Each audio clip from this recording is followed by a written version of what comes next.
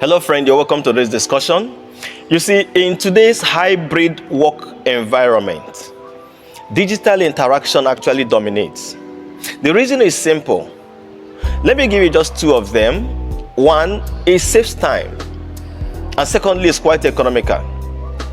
Imagine you have opportunity in a workplace and you are to recruit people from different countries or different parts of the nation, and you have to bring them in for an in-person interview. It will involve a lot of logistics, it will involve a lot of costs, and then the timing you will need to gather them together. And that is part of why digital interaction has become one of the preferred platform for engagement in terms of employment, in terms of scholarship opportunities. And that is why I want to encourage every young person who is expecting gainful employment or expecting a very promising scholarship opportunity, maybe for foreign studies, for postgraduate studies or otherwise, that there are certain skills you need to equip yourself with. And I want to share with you here 13 of them. Okay, the first is the fact that you can't be a young graduate in today's world without having these digital skills. So that's number one. Make sure you have digital skills. Digital skills include being able to navigate, on different platforms for online engagement. You should be able to know how to use things like Zoom, things like Google Meet, things like WhatsApp Link, things like MS Team, and so many other, online platforms for interaction. In case you're invited for an interview and it's going to be an online interview, the first thing you need to know is to find out the platform they plan to use. If you're not familiar with that platform, try to familiarize yourself with that platform. It's key. If you do that, you will be equipping yourself for success in that interview. The second thing is to make sure you check your tech. Okay, checking your text in this context is trying to be sure that you have good access, internet to access. You have strong access to internet. If the devices you are using is not good enough, look for a better device. If the environment where you are staying has network challenge, please look for an environment where you have strong network connection. It gets so disturbing sometimes when you are interviewing someone and then you can't interact anymore because the network is bridging from the end of the person, the prospect. Okay, so you, the prospect, because in most cases the organizations that prefer to use digital platform for interview, in most cases they have a very strong internet connection. So you, the prospect, being considered, your fate is at stake here. So try to make sure you equip yourself with good internet connection. And then you also check that your webcam is working. If the webcam is not working, because they may want to see you in person, and then that seeing your picture and seeing the way you react to certain things means a lot to them.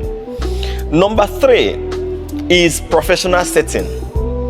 Professional setting is key. Don't just try to stay anywhere. Stay somewhere that is quiet. Stay somewhere that is well lit. Somewhere that you have enough space. Somewhere that has probably natural background. Somewhere that projects you as somebody who is real, not artificial person. Okay. Number 4 is to make sure you dress well. Even though it's an online interview, that does not mean you'll be casual. Dressed in your best. Dress as though you are coming for a physical interview. Because they are going to see your picture in most cases. And it's important they see that you are professional in your dressing. Alright? The next to it, which for me is the 5th one, is to make sure that when you dress up with your smiles and your confidence. I keep telling people, young people who are looking for employment, that one of the things that will sell you out is that confidence. Okay? People who are looking for employment, employers want to see somebody who has confidence to deliver. Okay? And then organizations that are looking for wants to give a scholarship, want to be sure that that's person they want to invest in. Because if you understand that scholarship is actually an investment in your life, okay, you will need to be in your very, very best. So if you don't have confidence, if you don't reassure the hiring team that you have that confidence that you can deliver, they won't want to consider you. And during an online interview, I bet you, among all the questions they're asking you, the questions they're asking you may not be as important as the way you project yourself. So that confidence is key if you must do well. So you're dressed with your smiles, you try to quickly connect as early as possible. If, for instance, they're interviewing you and it's not from your country, and then you can check the time difference. If the time difference is such that you are still in the morning hours in your country, and that particular country is already in the afternoon, in their PM. When you want to greet, try to engage, try to let them show that friendliness. Say, hello, good afternoon, good afternoon, because I know you are in the afternoon already, but here we are still in the morning. So good morning from Nigeria and good afternoon over there. All right, I'm happy to be here. So that speaks volume. When you do it, it shows you are in charge, just demonstrating the fact that you understand the time difference. And then you're able to say good morning from Nigeria because I'm here in Nigeria, and then those guys are somewhere in South Africa or somewhere in UK or somewhere in China, and you say good afternoon over there. That shows them that you are in charge of this process, that you have that confidence. Okay, as little as it is. The sixth one is issue of practice. Practice, they say, make perfect. So you may try to practice with that platform. You may try to practice recording yourself, maybe with your mobile phone camera. Record yourself and listen to yourself and see the way you respond to issues. You can list your questions and then practice on your own. But beyond that, if for instance they're going to use a Zoom platform, or they're going to use Google Meet or Teams, and you've not used it before, it's important you practice with it. You can connect with a friend. The friend may be in the other room, in the next room with you, and then you connect with this individual and you try to talk on Teams, or try to talk on Zoom, and then you may want to record it and play it back and see how you responded to it. That practicing can help to enhance your confidence. Okay, that number 8 for me is what happens, number 8 down to 13 is what happens during the interview. Okay, so during the interview, please make sure you are punctual. Don't connect late. Try to find the time difference. If it's 1 hour time difference, then adjust your own timing to connect just before that 1 hour. If they have meeting room, let it be that you're already in the meeting room of that particular platform waiting for you to be admitted to start the interview. Okay, and then make sure you maintain eye contact. Look to the webcam like this. Maintain eye contact with the webcam. Maintaining eye contact with the webcam, because they are also looking at the webcam. Maintaining eye contact also reassures them that you are someone of serious confidence. If you look like you are not very serious, or you are reading your responses from the script, even if you have written out your guide somewhere and you keep it beside you, don't just be looking at your script where you try to list answers to your question and you are answering. Try to be original. Try to be organic. Try to flow naturally. Let it be like these responses are coming directly from you. You may have your hint somewhere beside you. Okay, that is very, very important. So maintain eye contact. Don't look away. That webcam, where the camera of that whether it is your phone or it is your system, the camera where the camera is where you should be looking at. That alone speaks volume about your confidence. Okay, the next is to make sure you listen very well. If your interviewer is asking a question, please listen very, very well. If you do not understand clearly the question, feel free to ask them to repeat the question. If you are not very sure but you got it, before you answer, you can recap that question. You can rephrase the question and give it back to them and say, is this what you want? For instance, someone is asking you whether you have worked somewhere before. Share with us your work experience. He said, okay, work experience. I want to trust that you are asking me to share, where don't just throw back useless question. Ask for something reasonable. Okay, if they ask a question is not clear to you, feel free to ask them, rephrase it and throw it back to them. If they confirm, that's fine. And then when you are listening, try to watch your body language. If I'm listening to you and I agree with what you are saying, it's a level of smile and affirmation by nodding head, tells them that I'm still connected, I'm listening. Even if you need to write notes somewhere and I'm writing notes, I'm still trying to make sure I maintain the connection by nodding or smiling, or even when he has to laugh, you also laugh. Okay, just try to be yourself. Don't try to, if you're under such interview and you are tensed up, it's easy to notice. But if you are just yourself and you are relaxed, I bet you will have a very positive consideration. And that takes me to the next point, which is number 10. Make sure you take notes.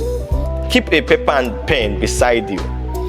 Even if they see what is happening, never mind.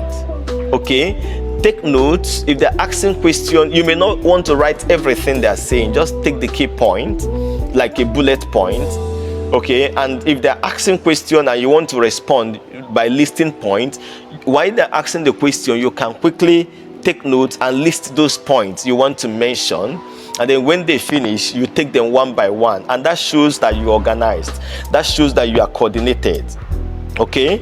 And that takes me to number 11. Number 11 is to make sure you speak clearly. Don't be speaking and they're asking you, we can't hear you. Speak audibly. Aside the issue of network connection, if your network is fine, don't allow your interviewer to ask you to increase your volume, to speak audibly. Is a minus if they ever do that. So speak out, project, because they're looking at somebody who is going to represent them, whether it's in the class as a scholar or represent them in a place of work. So speak out and speak clearly. Don't try to model up issues. Okay? So that is number 11. Number 12 is to make sure you close out well. Make sure you close out well. Okay, what do I mean by close out well? If you have finished interacting with them and then they are asking you any question, please, as much as possible during the interaction, try to identify questions. It's important. Try to identify reasonable question. If you ask a useless question, you are rating yourself down. You are reducing points for yourself. Ask reasonable question. There was this interview I attended, all right, and then is a contract renewable every 2 years. And so when they asked me, do you have any question, I asked them, okay, thank you very much, I've been waiting for this particular question, and they all laughed. So own up that process. I said, I've been waiting for this particular question. I have a very important question, and it's an issue of concern to me. He said, okay, what is that? I said, if you look at my CV, then it was during my early years in my career. So if you look at my CV, you will see that I worked in this place 2 years. I worked in the other place. The maximum I've done somewhere is 3 years. So when I saw this opportunity and I applied, but then that clause I saw in your advert gave me concern that it's 2 year renewable. I'm actually looking for where I will build my career, where I will stay, where I will grow. But this 2 years renewable, I really don't understand it. And for me, it's an issue of concern. So it means if I come here in the next 2 years, I may be out of job again. And then they quickly began to convince me that, look, it's not just the issue, that the idea is a window for you to exit if you don't like the place again, or to renegotiate, for a better package if you feel that they are not compensating you well. And then they began to assure me that it's a nice place to work, that some of them said, okay, we worked here 15 years, we've worked here 20 years, yeah, it's been renewed again and again, so as long as we have a project, you will enjoy the place. And they began to convince me that it's a good place for me, and then that was when I knew likely I would get that job, and I got it. Okay, so learn how to close up well. And when that has been done, please remember to say thank you very much for your time. Thank you for your patience. You know, I try to use, and then that reminds me, please, certain questions they will ask you, as much as possible, try to share experience. Experience speaks volume. You know, there's this saying that if you want your shoe to be done well, give it to a busy shoemaker. The reason is because people would have proved that this shoemaker is busy, and that is why they are bringing job to him. The other shoemaker may not be busy because he has been proved not to be delivering. So when they ask you a certain question, as much as possible, try to use your past experience to explain. For instance, you may need to explain, you know, how you have demonstrated resilience. There was a challenge on an issue and you never gave up, and you decided to push back. You know, showing how you overcame that challenge. You know, if you're asked to, do you have skill in research? Don't just say, yes, I have skill in research. If you have made publication, say, yes, I have skill in research. Actually got it strengthened during my project work.